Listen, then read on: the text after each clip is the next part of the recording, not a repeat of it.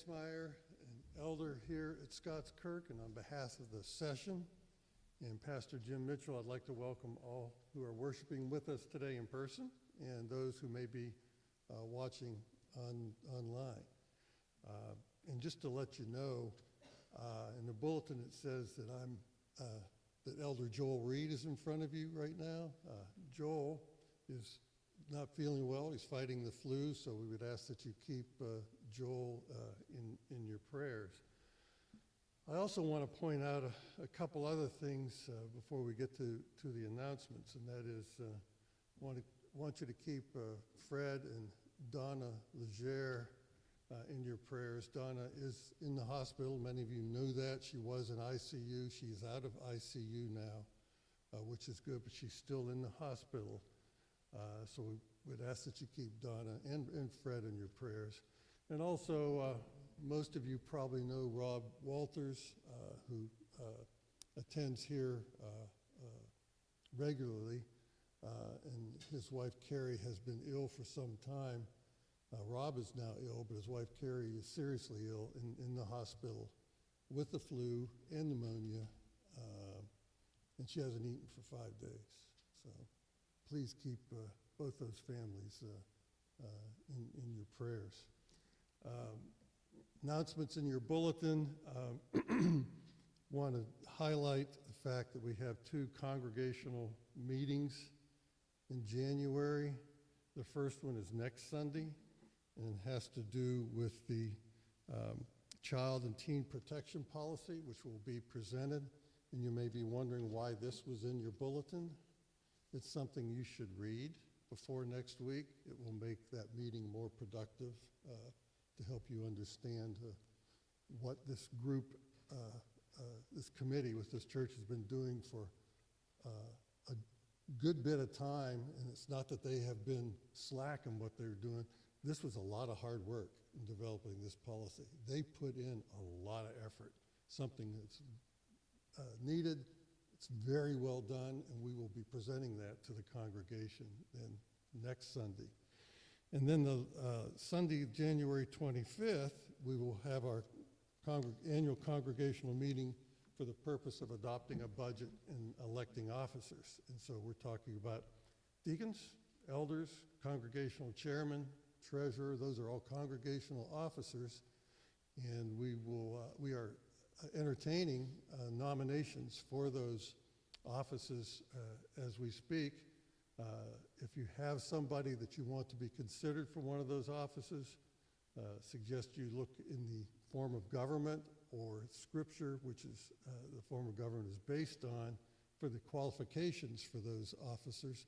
And if you have somebody you think is qualified for that, make sure they would want to be nominated also. And if you then go through that process and have somebody tell any member of the session, any elder, and they will consider that individual.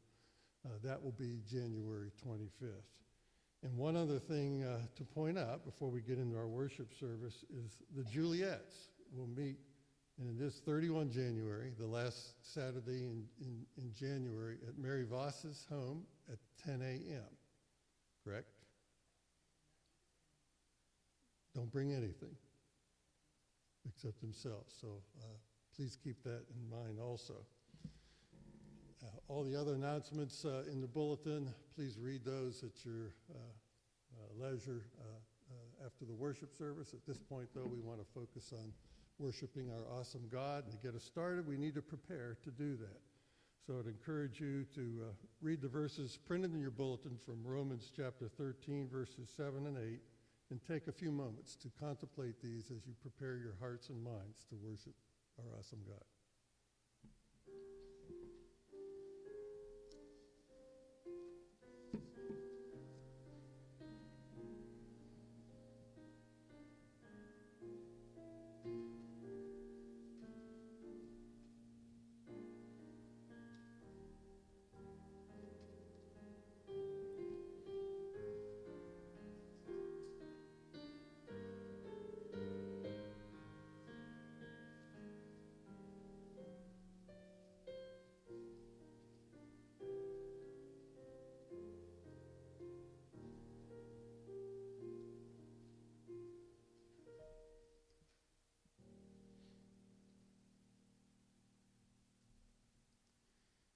Our call to worship this morning is from the Gospel of John, chapter 4, verses 23 and 24.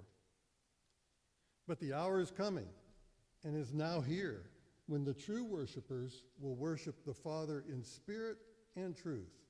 For the Father is seeking such people to worship him. God is spirit, and those who worship him must worship in spirit and truth. So with these verses in mind, let's begin our worship service by standing and singing a hymn of praise to our King.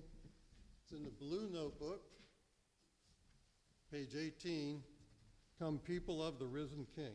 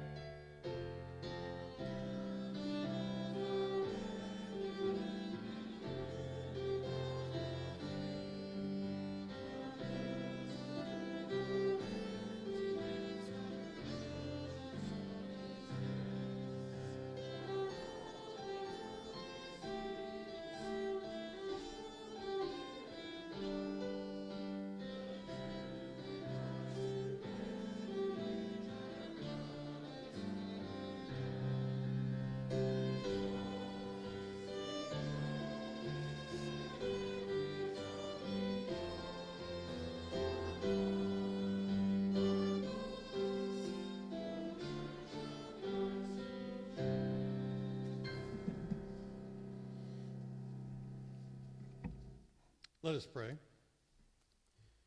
Heavenly Father, precious Son, Holy Spirit, we are gathered here this morning to worship you and to praise you for your mercy and your grace. We praise you for sending your precious Son, our Lord and Savior, Jesus Christ, who humbled himself by leaving his eternal throne, where he was in perfect communion with the Father and the Holy Spirit, to become the perfect sacrifice for us. Through this incredible act of love, we have been saved from eternal separation from God and made alive in Christ. So we ask your presence today as we seek to show our thankfulness and to glorify and praise you. We pray that our offerings, our songs, and our prayers in all of this worship service will be acceptable to you. We ask these things in the name of our glorious Savior, Jesus Christ, who taught his disciples to pray, saying, Our Father, who art in heaven, hallowed be thy name. Thy kingdom come, thy will be done, on earth as it is in heaven. Give us this daily bread, and forgive us our debts as we forgive our debtors. And lead us not in temptation, but deliver us from evil. For thine is the kingdom, and the power, and the glory forever. Amen. Please be seated. For our confession of sin this morning, it's printed in the bulletin. If we would repeat what is printed together. Lord God, how often I, like Israel of old, act presumptuously and refuse to obey your commandments, forgetting all that you have done for me and desiring to return to slavery to sin, as Israel longed to return to its slavery in Egypt. But Father, you are a God ready to forgive, gracious and merciful, slow to anger, and abounding in steadfast love. So forgive my forgetfulness, rebellion, and blasphemies, and destroy any and all idols in my life. Save me from myself. Save me from my sins. Save me from my enemies. Deliver me from all evil. For you, O Lord, are good and forgiving, abounding in steadfast love to all who call upon you. In Christ's name, amen. So let's take a few moments now to have a personal confession of sin quietly.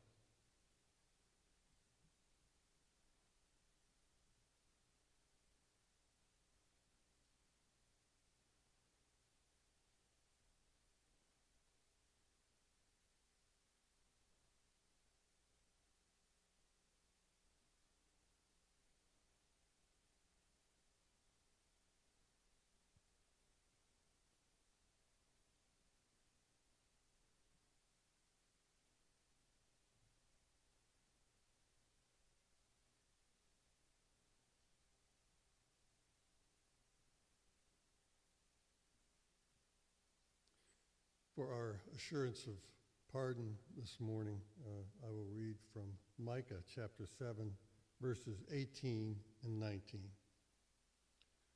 Who is a God like you, pardoning iniquity and passing over transgression for the remnant of his inheritance? He does not retain his anger forever, because he delights in steadfast love. He will again have compassion on us. He will tread our iniquities underfoot. You will cast all our sins into the depths of the sea. Amen to that. So let's please now stand for our confession of faith. And it's going to be from the Heidelberg Catechism, questions 1 and 2. I will read the questions and we will read the response together. What is your only comfort in life and death? That I am not my own, but belong with the body and soul, both in life and death, to my faithful Savior, Jesus Christ. He has fully paid for all my sins with his precious blood, and has set me free from the power of the devil. He also preserves me in such a way that without the will of my heavenly Father, not a hair can fall from my head. Indeed, all things must work together for my salvation. Therefore, by his Holy Spirit, he also assures me of eternal life and makes me heartily willing and ready from now on to live for him. What do you need to know in order to live and die in the joy of this comfort?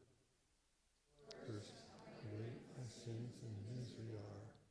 Second, how I am delivered from all my sins and misery. Third, how I am to be thankful to God for such deliverance.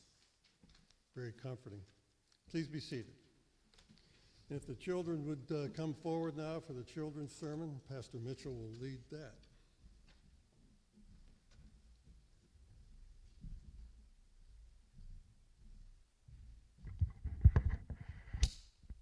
Good morning. Well, what has Peter been talking about in his epistle? Having been called out of darkness into light, into Jesus, the light of the world. And what does that mean for how we live in a world that is still filled with so much darkness? You know what he's going to say today? He's going to say, live in such a way that everybody can see that you are children of the light. Be salt and light in society. And that goes for even how we relate to others, other human beings, even rulers, those who are in charge, and even when they do evil things, how do we relate to them? We give them the honor that they are due. In other words, Christians are good citizens. And that doesn't mean that we ever do what is wrong, even if we're commanded to do that, because Peter also said we've got to obey God rather than men, didn't he? When it came down to it, if any law required us to sin, he said, no, you can't say, don't preach in the name of Jesus. We're going to keep on preaching. That happened in Acts chapter 5. But when it comes to all the ways in which Christians might be accused of being evil in the world, it shouldn't be true. We should be good citizens and show ourselves by our good works to be children of the light. We belong to Jesus, and so we live like he is in the light. Let's pray together. Father, we praise you for your indwelling grace in all of your children of all ages, and give you thanks that you have called us to a life of transparency and light, love for you and love for one another. May it be so that you give us the grace to evidence by good works in society that we belong to you. For we pray all this in Jesus' name. Amen.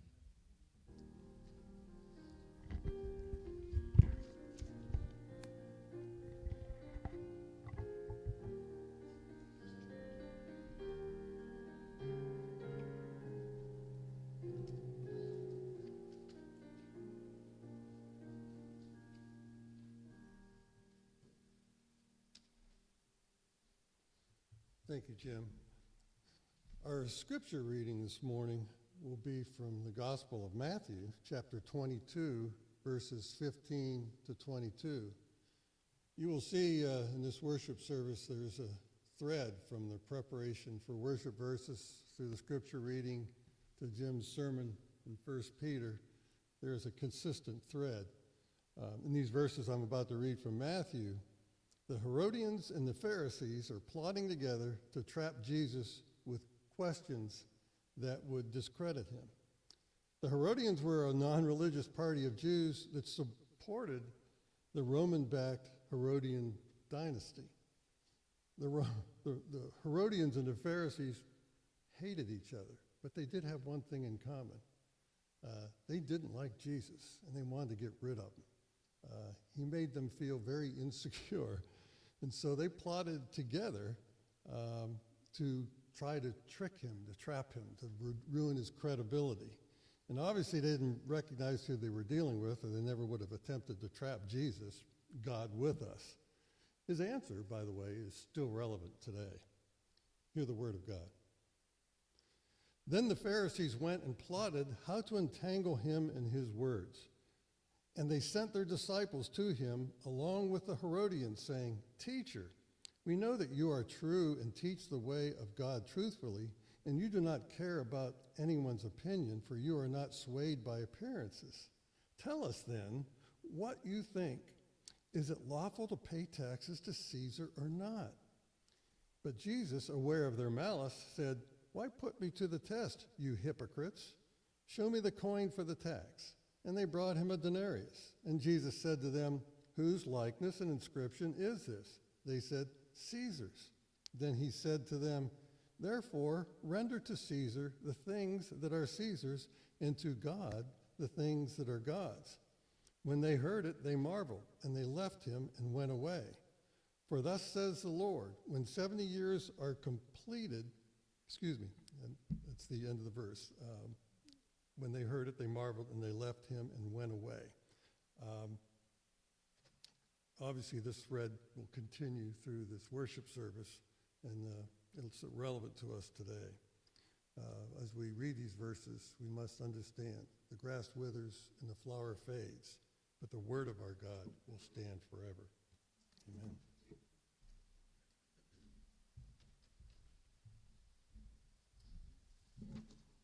And let us approach our sovereign God once again in prayer. O Father, Son, and Holy Spirit, how majestic is your name in all of the earth. From everlasting to everlasting, you are God. You are eternal and unchangeable in all of your perfections, in your beauty, and in your truth. How we thank you for your word, that you have revealed yourself to those you have made. Oh, that you were mindful of those that you have created in your image.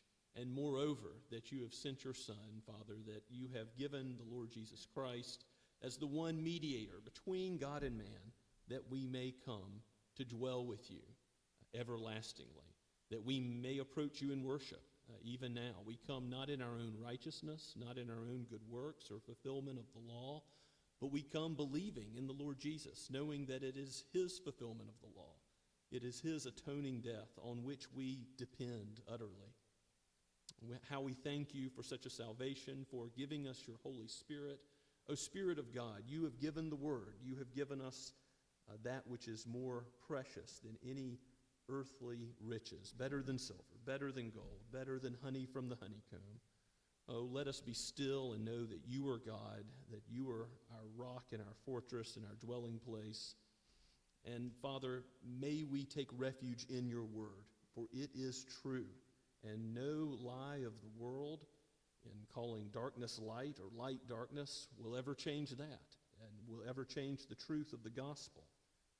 Aid us as your people to shine brightly as lights, not hidden away, but to do our good works before men, knowing that you have called us to love our neighbors, even those walking in darkness, that you may call them out of that darkness, all those that are your sheep, and bring them into the kingdom of your beloved Son, into everlasting light and glory. You are pleased to do this, Lord, because you call sinners your friends.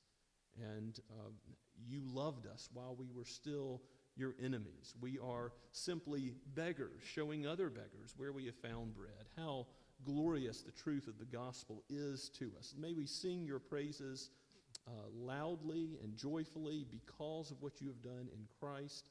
And may we teach your word with conviction, knowing that it is what you use to change lives, to transform us more and more to be like Christ.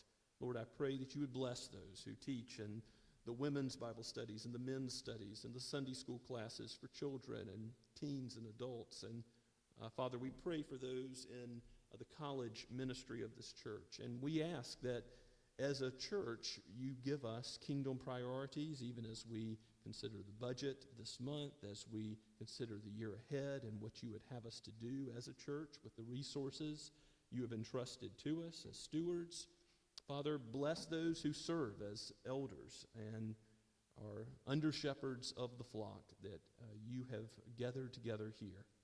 And Father, bless those who are called to be deacons. And we praise you for these men that you have given, and pray that you would continue to raise up those that would fulfill this necessary role according to Scripture, that you would have the mercy ministry of the church overseen by deacons, that you would have the overseeing function of the church by elders. Oh Lord, you've given wisdom and a multitude of counselors, and for that we are thankful. And we pray that you would raise up a new generation. Bless those who are considering seminary, and we continue to pray for our former interns, Dallas Christoph and Don Walker. Lord, bless them as they pursue your calling in their lives. Bless their families. Father, we lift up these things knowing that you are good and you do good to your people. You preserve your church. You not only gift and qualify men for office, but you are the one who gives the strength to, even as frail jars of clay that we are, hold your eternal word and proclaim it, knowing that you are strong, though we are weak. You are the great power that by your Spirit converts and sanctifies. So use your word and sanctify us in the truth today, we pray. Be with those who have physical needs. Father, be with those who suffer from anxiety, for those who mourn. Bless them with comfort in the gospel, with the peace that passes all understanding. Father, bless those who are sick and ill, for there are many. We pray that you bless Elder Joel Reed. Bless Carrie Walters. Father, give her recovery and return her home to be with Rob. We lift this up before you, asking if it be your will that you would give her this healing by your almighty hand as the great physician. We ask these things knowing that you are sovereign, O Lord. And we also lift up Donna Legere and pray for her as she has been struggling in and out of the hospital with AFib. And Father, we pray that you would bless her with recovery also. We pray for those who struggle with chronic pain and who have surgeries upcoming. Lord, we lift them before your throne because you have called us to cast our concerns before you. And we know that ultimately our greatest concern is to know you, to know your face forever because of the finished work of Christ. This is the work of God that you have given us, to believe in Christ, the one you have sent, who is the bread of life. Even as the sacrament is presented before us today, may we consider the truth of how faith, that trust that you give as a gift, clings to him, and take comfort not ultimately in what we do, but in what you have done, and being true to your promises. And may those promises be proclaimed to every nation, tongue, and tribe. We pray for those who have gone as missionaries and for those who will go. We think of the future mission field in Mexico, even as we have prayed for many ARP missionaries in Mexico in the past. Lord, bless the Brickies and the ARP Synod of Mexico as they are considering how to serve you in this place. And we pray for the Bridge Europe and Spain and the new fields that you have opened up. Father, we continue to lift up Drew Goodman in Uganda and Lee Shelnut and the Cottons as a part of the ministry there with Seed.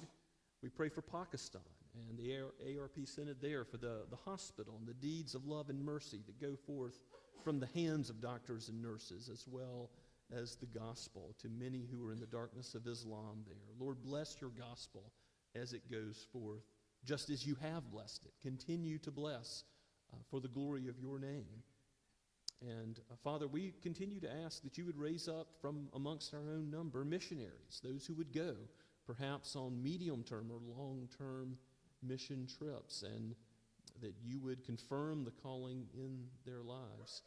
We ask, Lord, that you would make the way plain so that Scots Kirk can send a short-term mission trip in the near future. And Lord, as we consider those who have been gifted and called to work with youth and teens, I do pray that you would bless our congregational meeting next week for the safety of all who enter these doors, but particularly the most vulnerable, for abuse to be something unknown in this place. May it be, for your name's sake, Father, for the good of those made in your image that are a part of the fellowship here.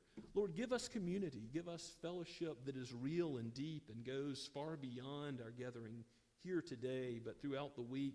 Give us a hospitality that overflows from that love that you have given us for one another. Even as you have blessed us greatly in this regard, continue to bear good fruit in us that shows the goodness of your own character to those that do not yet know you, and draw them in and bless them with faith and sanctification and glorification, with the whole gospel that saves. Oh Lord, we pray for those who rule and who are in places of authority. We pray for our president, for our Congress. We pray for the Supreme Court, for governors, for local leaders. We lift these up knowing that you have called us to pray for all such people. We pray, Father, for our denomination, that you would give us faithfulness as a denomination to your word in all things, and give us opportunity to plant more churches in the Low Country. We pray for Shem Creek and their ministry. We thank you for Reverend Bill Carver Ben Carver, and we pray for his wife Emily. We ask also, Lord, that you would bless those elders that you have gifted and qualified there, and continue to raise up leadership in that congregation, even as we pray for their fellowship and their use of spiritual gifts as a body as well. In all things, Lord, you have called us to be subject to one another in you, to serve one another, to count one another as better than ourselves. And may it be, since Christ has loved us so much, that he served us by giving his life up as a ransom for our redemption, for our good. May we go likewise and be a people who are quick to forgive, who forgive from the heart, who also are willing to seek that forgiveness when it is necessary. As we are a forgiven people by the body and blood of Christ, may we also evidence that in how we deal with one another. Bless us in your love, we pray, in the name of our great King and the head of the church, the great shepherd of the sheep, the Lord Jesus himself. Amen. And let us continue to worship the Lord, singing the hymn of submission, number 688, Have Thine Own Way, Lord. Let's stand as we sing.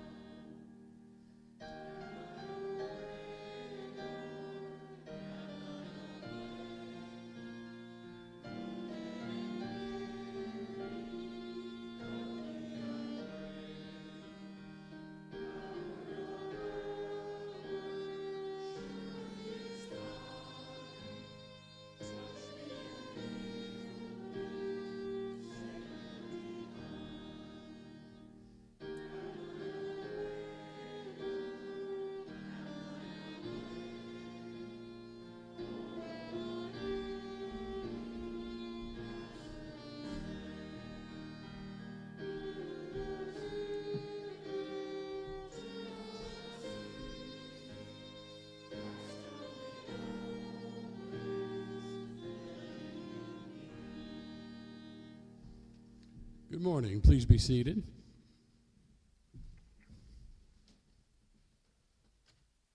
Lord God, as we come into this new year, please teach us our state and our need for you and our need for humility in your eyes.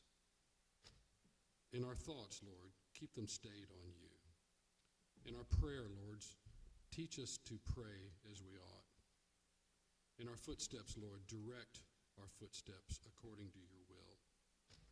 In our conversations one with another, Lord, mold our words and teach us to speak as you would have us speak. In the goals that we set for this year, Lord, make them pleasing to you and bless us as we pursue our goals and aspirations.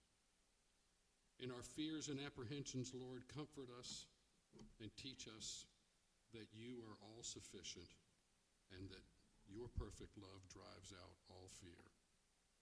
Lord, teach us courage this year to stand for you. In our accomplishments, make them according to your will and in your power. Teach us to walk after you in every way. Bless this church moving forward.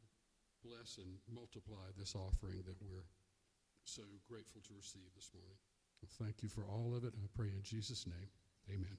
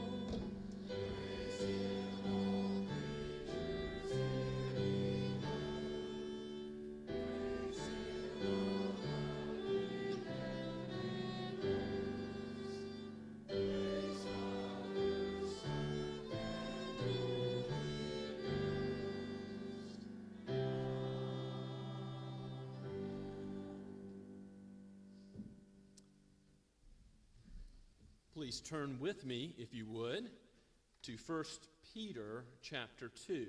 And this morning we're looking at verses 13 through 17. If you're new with us today, we do have some copies of the scripture in the back under that black bulletin board, which you're welcome to simply use today or take home with you as our gift if you don't have a copy of the Bible for yourself. Or, of course, feel free to use an electronic device to look up the scripture. But just so you know, we do go through the scriptures verse by verse, chapter by chapter. And I see it as my responsibility as the pastor to be the mailman delivering the message, to simply explain and apply what God has written in his word. So that will be the goal today and the coming weeks as we look through this wonderful epistle given by the Apostle Peter, which was preparing the church for persecution in Peter's own day. And it prepares us in the same way. How do we live in a world where so much is wrong, where there's so much darkness? How do we live as children of the light in such a world? And I do want to back up just 2 verses to gain some context from verse 11, as this is sort of a bridge into our main text of verses 13 through 17. Peter's been talking about the living hope that we have in Christ and how we've been called out of darkness into his marvelous light. You once were not a people, but now you are a people. You've received mercy. And then he begins in verse 11. Again, this is God's word, and it is from the pen of Peter. It is breathed out by the Holy Spirit for each of you today. Beloved, I urge you, as sojourners and exiles, to abstain from the passions of the flesh, which wage war against your soul. Keep your conduct among the Gentiles honorable, so that when they speak against you as evildoers, they may see your good deeds and glorify God on the day of visitation. Be subject, for the Lord's sake, to every human institution, whether it be to the emperor as supreme, or to the governors as sent by him to punish those who do evil and to praise those who do good. For this is the will of God, that by doing good you should put to silence the ignorance of foolish people. Live as people who are free, not using your freedom as a cover-up for evil, but living as servants of God. Honor everyone. Love the brotherhood. Fear God. Honor the emperor. Let us pray together. Oh, Holy Spirit, give us guidance. Guard the words of my mouths and the meditation of all of our hearts, that we may find our thoughts to be free of distraction and acceptable in your sight, and then cause us to be not only hearers of your word, but doers of it. May we live as those who are salt and light where you've placed us. We pray all this in Jesus' holy name. Amen. Live as people who are free. Our country has a tradition in freedom. You might even think about, as it relates to this text, the American Revolution, which was called a Scottish Presbyterian revolution by some. And there are many questions raised here. But I do think it is important that Christians consider the biblical data about living under human authorities very carefully in every place in the world, whether we live under a dictatorship or in a constitutional republic or democracy or whatever the situation is. But I do think, particularly in America, we can't see ourselves as being those who are given to any particular party or institution, organization above the kingdom of God. Now, we've already seen how again and again the scriptures say you are part of a kingdom that encompasses every nation, tongue, and tribe, every background, every sort of ethnicity and socioeconomic background, and that is to be primary. My kingdom is not of this world, Jesus says, and however we consider politics and our view of the president, the Congress, and what they do in terms of their policies and their war making or anything else, we have to consider it in this kingdom first sense that Peter is calling us to, as well as the Lord Jesus. When he says, be subject to the Lord for the Lord's sake to every human institution in verse 13, what that definitely means is not it's not an abstract idea of human institution, although your translation may say that, but it's to every human creature is literally what the Greek means. Now, to every human creature, you're to be subject that has authority by implication. And then Peter, in the context of the statement, says, well, it's to the emperor, to the governor, to every level of human authority. And you're going to see next week, Lord willing, in verse 18, he's going to talk about servants being subject to masters. And not only to the good and gentle, but also to the unjust. So he's going to talk about being subject to wicked people. And I think that's implicit when we consider where Peter was. Yes, there's already persecution in the church at this time. Slander is definitely a part of it, as we'll see in our passage today. Christians are being slandered.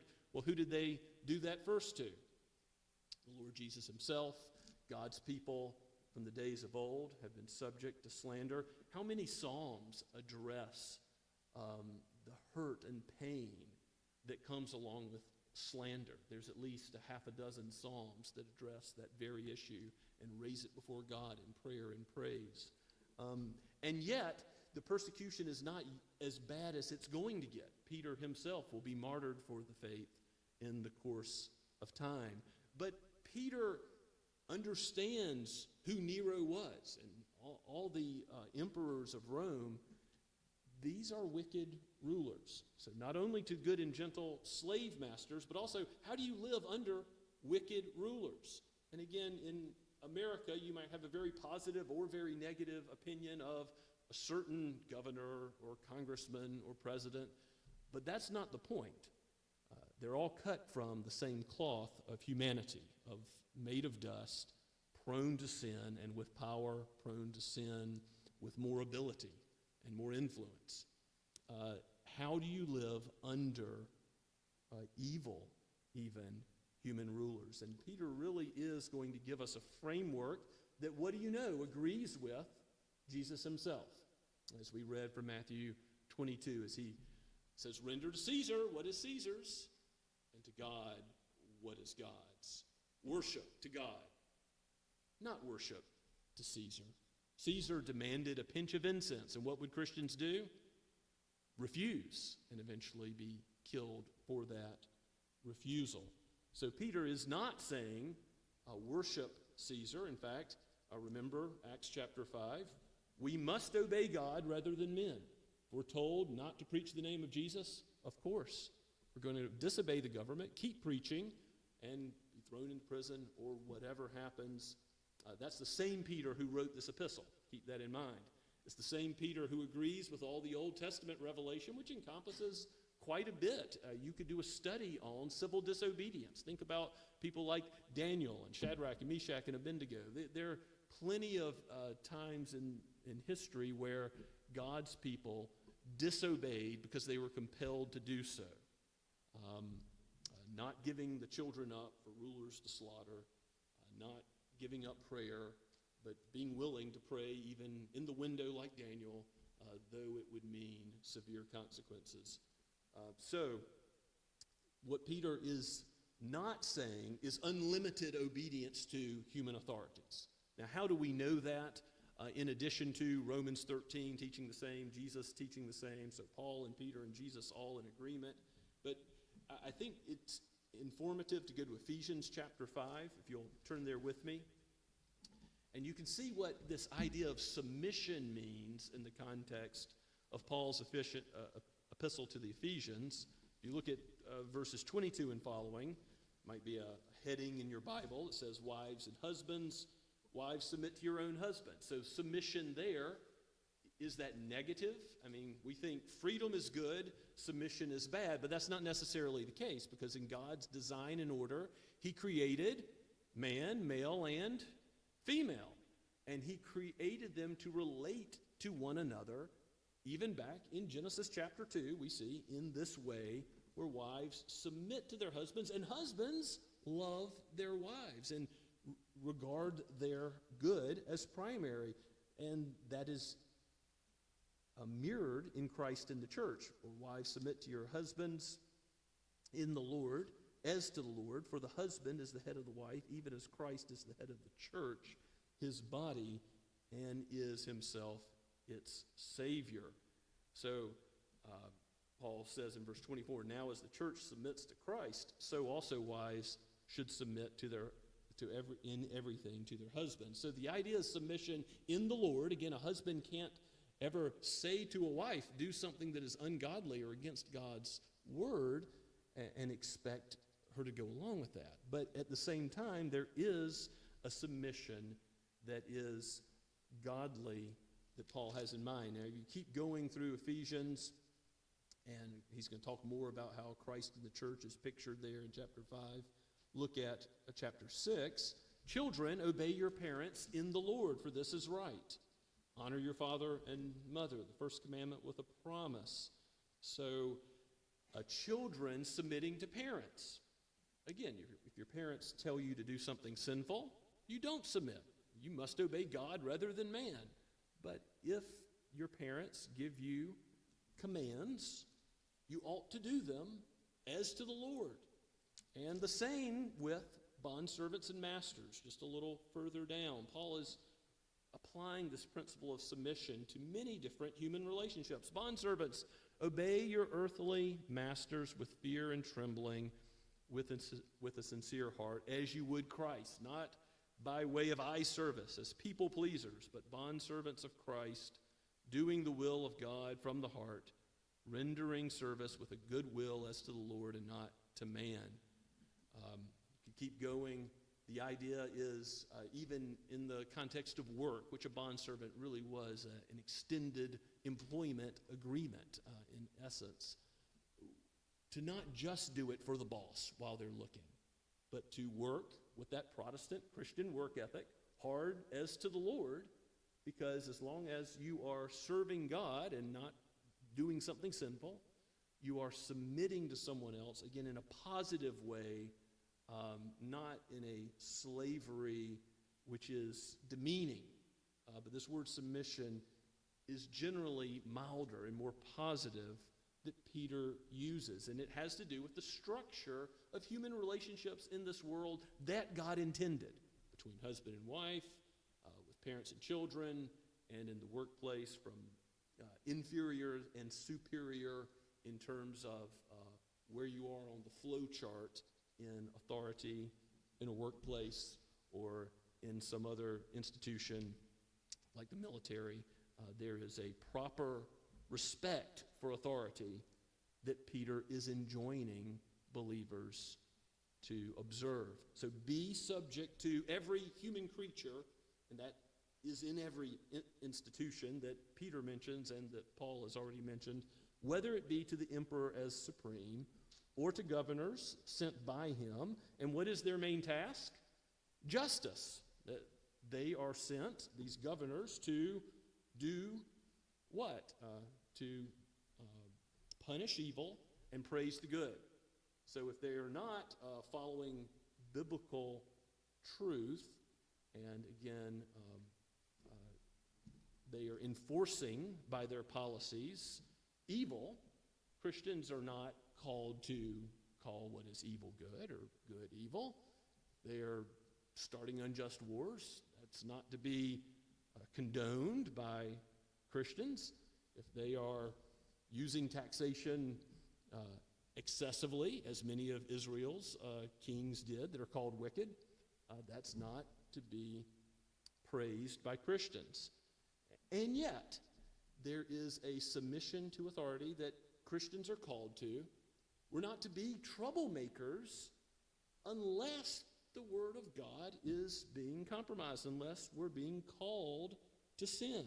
So, Peter says, this is the will of God, that by doing good you should put to silence the ignorance of foolish people, and that corresponds to verse 11, which we read for the context I urge you, Peter says, as sojourners and exiles, this world is not your home. You are members of a kingdom that is ultimately a heavenly kingdom, every nation, tongue, and tribe. So, as sojourners and exiles, abstain from passions of the flesh, which wage war against your soul, your living, which is unseen in the heart, and then keep your conduct among the Gentiles honorable. So you're living in the world, as we discussed last week. When they speak evil against you as evildoers, Peter is anticipating what Christ said, that we will be hated. And when they speak evil of you, when they are slanderous towards you, let them see your good deeds and glorify God. Hopefully right then and there, but certainly as every knee will bow when Christ comes again. On the day of visitation, there will be a total submission to Christ, either voluntarily or by force, as all will bow the knee and see his glory in all things, and even your good deeds that were slandered is what Peter is saying, the day of visitation being Christ's return. So back to verse 15, for this is the will of God, by doing good, you should put to silence the ignorance of foolish people. You could go to places like Psalm 41 and just look at some of the Psalms about slander. And if you've ever been subject to slander, the subject of slander, if you've ever been wrongfully accused, it can be a deeply painful thing. So I'm not surprised that there are so many Psalms that lament before the Lord, who sees all and knows all. Lord, I'm not being rightfully represented. My reputation's being trashed, not because I'm not a sinner, but because the particular sin that I'm being called out for isn't true. People are making up things. That may happen to you in your life in a significant way, or it may be a smaller way in which you're just disregarded and cast aside because you are a Christian. You're mocked, considered foolish by the world. All of that is expected for Christians to endure. So don't be surprised when persecution comes. It's part of the preparation we should have in whatever place, in whatever time in which we live before Christ's return. We should, like Peter prepares the people in his own day, we should be prepared by the Lord's Spirit to be subjects of slander, as he brings it up twice. And you can silence those who are slandering. How? Who are being foolish and mocking God's church, in lying about God's church, by doing good works. And what does that mean? We talked about it from Jeremiah. Where God has placed you in Babylon, you bless the city in which you live by living your Christian life, by loving your family, loving your congregation, loving your neighbors, loving those in your workplace, treating other human beings with the respect that is due them, since they are made in the image of God.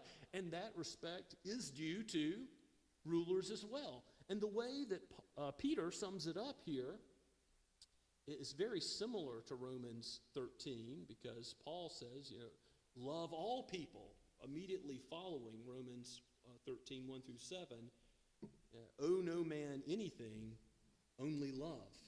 And he really applies that submission idea to all people whatsoever. Peter does the same thing in verse 17. Honor everyone, love the brotherhood, that is the household of faith, the church. Fear God, honor the emperor. And there's a chiastic structure here that these staccato commands. Obviously, fear God is the beginning of all wisdom. It is the highest command. And Peter, by saying honor the emperor last, he is saying don't be troublemakers. Don't use your freedom in Christ as a cover-up for immorality. That went on in the Corinthian church. The Apostle Paul in 1 Corinthians chapter 5 had to rebuke the Corinthians for saying, oh, we're forgiven in Christ, so we'll just live any way we want. And they had sexual immorality problems that weren't even named amongst the pagans. And Paul rebukes them for that and says, that's not appropriate for those who are to be light in the world. And yet, honoring the emperor and not being troublemakers does not mean that Paul is saying, and Nero's a really good guy, and you should support everything that he stands for. that would lead to some very foolish salt and light in the world, not reflecting the light of Christ at all. So honor the emperor as a human being. Honor everyone. That's the first thing he says. Honor all made in the image of Christ. And if the law of God, that is the Ten Commandments that are to deal with how we deal with all human beings, if that applies to even rulers, even those who are presidents and prime ministers and those sitting on the bench of the Supreme Court, if the law of God reigns supreme, then it's the case that while there is authority invested in rulers, they are still under the same law of God that you and I are under. And so honoring them is honoring them as those made in the image of Christ. They're not free to say they are a law unto themselves and can do whatever they want to cause Christians to suffer. And I think Peter knows what the emperor is up to, because the next thing he's going to talk about is, servants, be subject to your masters, not only the good and gentle, but also the unjust. So in the back of his mind, he's thinking, rulers, even in great Rome, with all the positives that are going on, and the infrastructure and the Roman roads and the system of justice, and there's many things that can be said positively about the governance there, just as in our own day. It is nevertheless true that Christians are not to be championing evil simply because rulers champion evil. Live as people who are free, not using your freedom as a cover-up, but living as servants of God. Who are you to serve? Render to each their due. Honor God. Worship Him. He's the one who's due everything. And give to Caesar what is due him. Is it due the worship that he claims on that coin? It calls him divine. If you look at one of the coins that Jesus would have held, it claims that he is the son of the divine Caesar Augustus. No, the emperor is not divine. He doesn't deserve that honor. So it's not due him. Give him what he's due. Honor the emperor as a human being. Honor everyone. Love the brotherhood. Fear God. Worship God. And Jesus lives this out, as we'll see in the final verses of chapter 2. Jesus, when he goes to the cross, as we're considering the Lord's table today, does he present himself as a servant to all, even as he's being crucified on this Roman torture instrument? As he's being reviled, he doesn't revile in return. He's slandered, but he doesn't slander back. He submits to this awful death because he bore, verse 24 says, our sins in his body on the tree, that we might die to sin and live to righteousness. Jesus gives us the example of how to suffer unjustly in the world under human authorities, so that our goal is the glory of God and living in such a way that reflects the gospel, even forgiving our enemies, even loving those who persecute us. That's what Christians are called to do. So if your boss speaks ill of you, if your family member are treating you poorly because you're a believer, be like Christ. Choose to know that God judges justly. All sins will be taken care of, either on the cross or at the second coming. Believe in him, the bread of life, that you may have his perfect life, his perfect atoning death attributed to you. And therefore you are righteous in the sight of God. And then you can know whatever people in this world do, it cannot affect your eternal destiny. You are his now and forever. Praise his name. Be servants of the Most High, for he is the one that you are going to love and serve forever. Human rulers will let you down. They will fail. They will go away. But the Lord in his reign, that is the kingdom that lasts forever. Let's pray together. Father, we give you praise that you are sovereign. You are the Lord of lords and King of kings, that you sent Christ to deal with our sin. For we deserve death justly. You are the great judge, and yet you have also given the way of salvation in your Son, that he would be judged for us, that in him he would take our sin and he would be our righteousness, that we might be brought to you, O God. How thankful we are for such good news as this. May we live in such a way as it is presented to the world, and that we are able to give an answer for the hope that is within us as we live out the life you have called us to. And we pray in the name of he who is the light of the world, the Lord Jesus himself. Amen. And as we prepare for the table and respond to the word preached, let's sing from the Trinity hymnal, number 264, Jesus Keep Me Near the Cross. And you see in the bulletin, we're going to sing 2 verses before communion and then 2 after.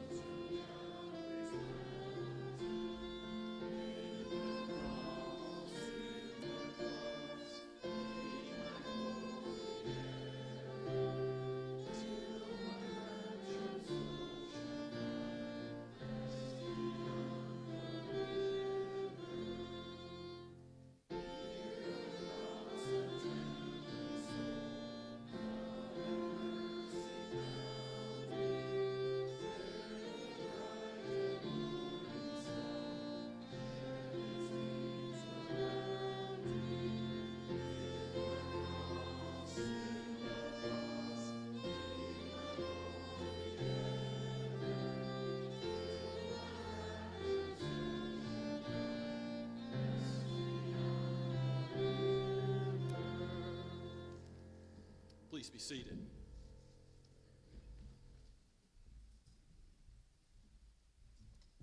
This morning I come to you in the name of the Lord Jesus to present the table that he has called us to observe until he comes again. And this table is not only for the members of Scots Kirk, but if you are a member of a Bible-believing church in good standing, we welcome you and encourage you to partake today. It is not only a table for the strong, but a table for the weak, for those who know that they sin and they need a Savior.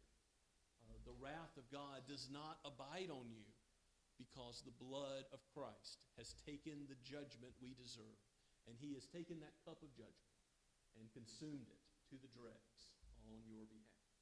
So this is the gospel presented again in the visual image and that which is available to all of our senses by God's design.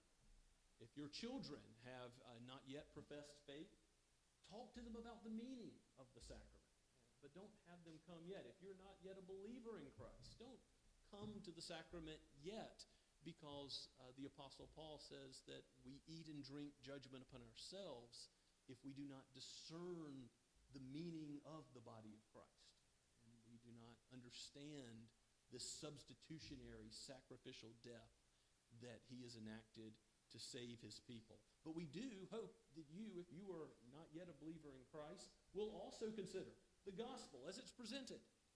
Trust in Christ and come soon. Come while the day of salvation is at hand. For he is the rock upon which a life can be built in this world, and the only way to know the face of God forever and ever in the next. Our eternal God blesses through his word and through the sacrament. That's why we do what he has called us to. Now I read the words of institution to you this morning from 1 Corinthians chapter 11. The Apostle Paul writes, reflecting on the words of Christ himself. For I received from the Lord what I also delivered to you, that the Lord Jesus, on the night when he was betrayed, took bread, and when he had given thanks, he broke it and said, "This is my body, which is for you. Do this in remembrance of me." In the same way, also, he took the cup after supper, saying, "This cup is the new covenant in my blood. Do this as often as you drink it in remembrance of me. For as often as you eat this bread and drink the cup, you proclaim the Lord's death until he comes." Let's pray together. O Lord Jesus Christ, you have ordained that we be about the observance of this supper today. May these physical mere signs be sealed to us. May you use them for a holy use, though they are common and remain common. May you give us faith to accept them, knowing that it is faith that is ultimately what saves, because you are the Savior, and you save by your life and death. Thank you for the gift that you give your church of yourself and of the means of grace, even as we see now. We pray all this in your holy name. Amen.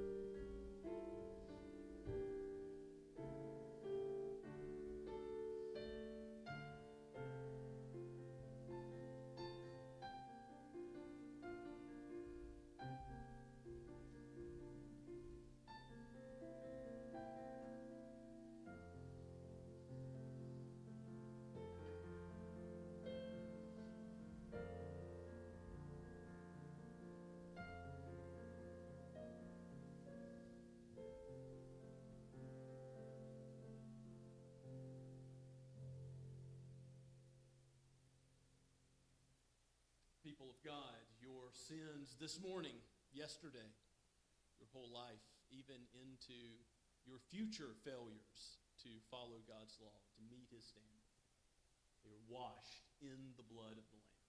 Rejoice and be exceedingly glad.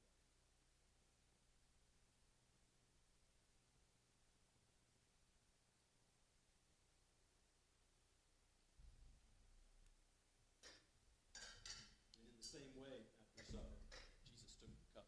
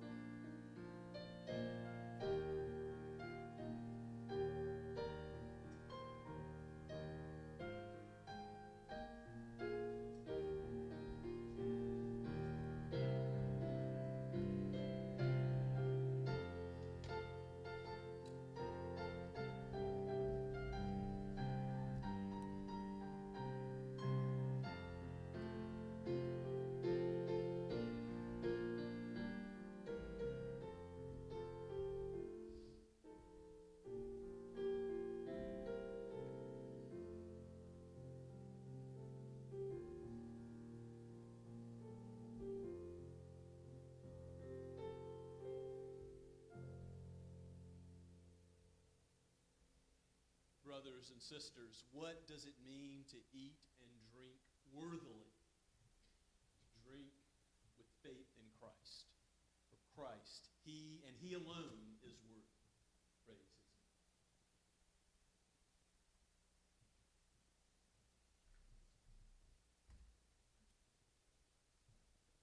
Let us pray and thank the Lord for this meal. Father in heaven, we give you praise that you are wise and you know our needs. How we see the perceptible as more real than the spiritual, which we cannot handle or taste or touch. And yet, just as real, more real, is that everlasting life that we have in your Son, that He has delivered once for all to the saints. O Lord, give us faith in the Word all of our days. Whatever man may do, may we know our security in you and be assured of your love now and forever. We pray in Christ's name. Amen. Now let us stand and sing the final two verses of our hymn.